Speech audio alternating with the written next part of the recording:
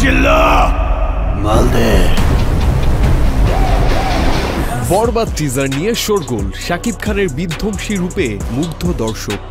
২৭ ফেব্রুয়ারি সন্ধ্যায় প্রকাশ পেয়েছে আসন্ন ঈদ উল ফিতরে মুক্তি পেতে যাওয়া সিনেমা বরবাদের টিজার। আর এতে বিধ্বংসী রূপে দেখা গেল ঢাকাই সিনেমার সুপারস্টার শাকিব খানকে।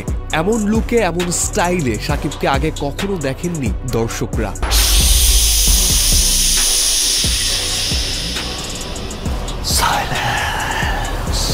মাত্র 1 মিনিট 44 সেকেন্ডের এই টিজার প্রকাশের পর থেকেই যেন আলোচনার তুঙ্গে এটি।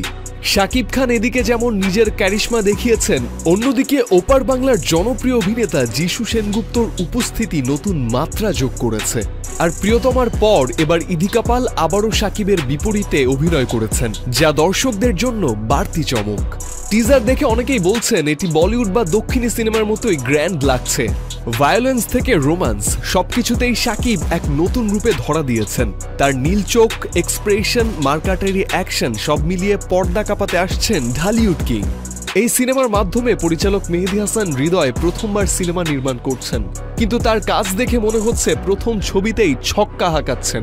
টিজারে পারফেকশন, ব্যাকগ্রাউন্ড মিউজিক, সিনেমাটোগ্রাফি সবকিছুতেই যেন নজর কাটছেন।